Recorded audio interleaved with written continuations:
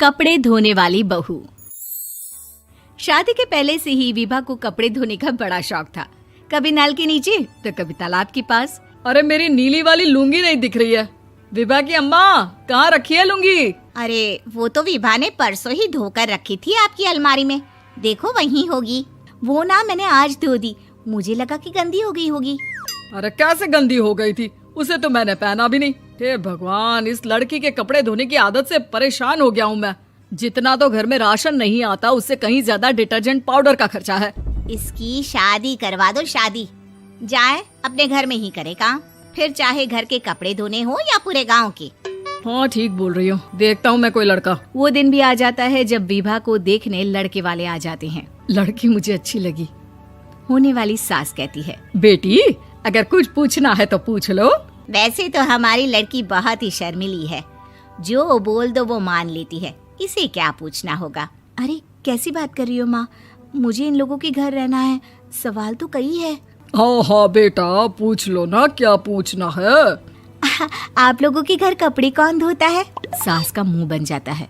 देखो, अगर तुम ये कहना चाहती हो कि तुम्हें कपड़े धोने नहीं आते तो सुन लो, कपड़े मैं ही धोती हूँ, लेकिन तुम्हारे आ जाने के बाद मैं रुमाल तक नहीं धोऊंगी। अरे चुप रहना भाग्यवान, बहू बेचारी घर आई नहीं, उसे डराना शुरू कर दिया। वो क्या है ना बिटिया, अभी तक तो ये कल्लू की माँ ही धोती थी, लेकिन अब तुम्हारे पापा तो दहेज में वॉशिंग मशीन देंगे ही।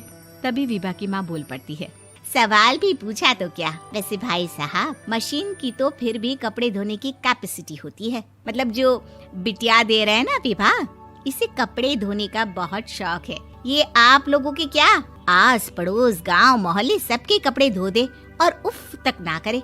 बाहर देखा नहीं आपने कितने कपड़े सूख रहे हैं? सब हमारी बिटिया ने ही तो धोए हैं। बस भी करो ना माँ, शर्म आ रही इतनी तारीफ सुनकर। और तो और एक दाग निकाल कर दिखाओ तो मान जाऊं। हाँ अच्छा, माफ करना बेटा, मैंने गलत समझा।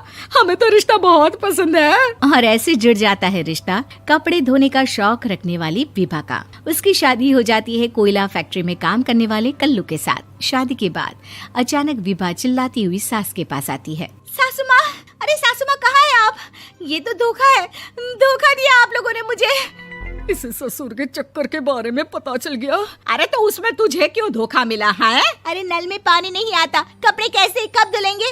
अच्छा, तू पानी नहीं आ रहा उसकी बात कर रही है। तो आपने क्या सोचा? कुछ नहीं। अच्छा, तेरी माँ ने कहा था कि कपड़े धोने का शौक है तुझे, याद आया मुझे। शौक बोलकर कपड़े धोने वाले मेरे जुनून को कम ना आके सासू माँ, कपड़ा धोना मेरा गुरूर है। तभी पति भी वहाँ आ जाता है। अभी मैंने इसे सनी देओल की फिल्म दिखाई है, उसी के डायलॉग मार रही है माँ। अच्छा सुन, साफ साफ बता रही हूँ, पानी सुबह 4 से 6 और शाम को 10 से 12 आता है, समझी? विभा टाइमिंग सुनकर हैरान हो जाती है। ये क्या भूतों का मोहल्ला है? सुबह 4 बजे उठकर कौन कपड़े धोता है? 4 बजे टंकी में पानी जाता है, फिर सारा दिन धोना ना, किसने मना किया? अरे कैसी बात कर रही हैं? 200 लीटर की टंकी में कितने कपड़े धो लूंगी मैं? सुबह ही उठ जाऊंगी मैं। अब क्या था, विभा सुबह 4 से लेकर रात के 12 बजे तक कपड़े ही धोती रहती। एक रोज सास पड़ोस से निकलकर कहीं जा रही होती है कि साथ वाली कहती है, हाँ कल्लू की माँ, जरा ये बताओ कि 2 साड़ी है, 2 ब्लाउज और एक पेटीकोट और एक नाड़े वाला लंबा कच्छा। हाँ तो? अरे तो क्या, कितना लोगी धुलाई ये बताओ। धोबन दिख रहे हैं हम क्या? हमारे पति सरकारी नौकरी से अभी रिटायर हुए हैं और बेटा सुपरवाइजर है कोयला फैक्ट्री में। धोबन समझ रखा है हमें? हाय रे कल्लू की अम्मा, माफ कर दो, वो तो मोहल्ले में यही सब बता रहे थे कि तुमने बहू को कपड़ा धुलवाने के काम में लगा दिया है। सास को पड़ोसन की बात सुनकर गुस्सा आ जाता है। वो घर पहुंचती है जहां घर के बाहर ही इतने सारे कपड़े सूख रहे होते हैं जितने कि किसी धोबन के घर पर। अरे ओ कल्लू की दुल्हन, बाहर निकल। माँ जी यहीं आ जाओ, बाथरूम में चादर धो रहे हैं हम। अरे अभी हम धोते हैं, तुमको बाहर निकलो। ये आस पड़ोस वाले बोल रहे हैं कि हम बहू से कपड़े धुलवा कर उसे कपड़ा धोने वाली बना दिए हैं। अरे छोड़ो ना माँ जी, किन लोगों की बातों में आती हो? आस पास के लोगों का तो काम ही होता है कि वो किसी तरह सास बहू को लड़ा दे। बहू सारे घर के कपड़े धोती है, ये क्या कम है? बोलिए। सास को भी लग जाता है कि वो बहू का ये सनकीपन नहीं छुड़वा सकती, इससे अच्छा है कि खुद ही चुप हो जाए। एक रोज सास और बहू मंदिर जाते हैं, जहाँ सास की साड़ी वहाँ खड़ी भीख मांगने वाली से मिलती है। माँ जी क्या बात है, आपकी साड़ी उस भिखारन से कितनी मिल रही है ना? हाँ हाँ देखो तो, दोनों की साड़ी मिल रही है। क्या बात है कल्लू की अम्मा, तुम खुद को तो अफसर की बीवी बताती हो और ऐसी सिंपल सी प्लेन साड़ी पहनकर घूमती हो। सिंपल और प्लेन नहीं है ये साड़ी। तो क्या सोने के धागे से फूल बने हैं? कुछ भी सासू माँ, कुछ भी। हाँ बने थे इस साड़ी में सोने के धागे से फूल। मेरे पति लेकर आए थे मद्रास से स्पेशली मेरे लिए 10,000 की। ताहे भाई साहब इस भिखारन के लिए भी सेम टू सेम साड़ी लेकर आए होंगे 10,000 की।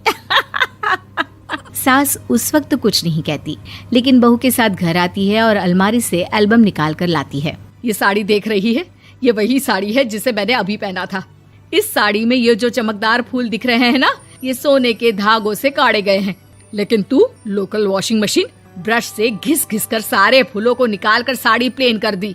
मुझे माफ कर दीजिए सासू माँ। और तो और, जब मैंने तुझे तेरी गलती के लिए कुछ नहीं कहा, लेकिन तूने तो सबके सामने मेरा मजाक ही बना दिया। क्यों? बहू को समझ में आ जाता है कि अब से उसका कपड़े धोना बंद।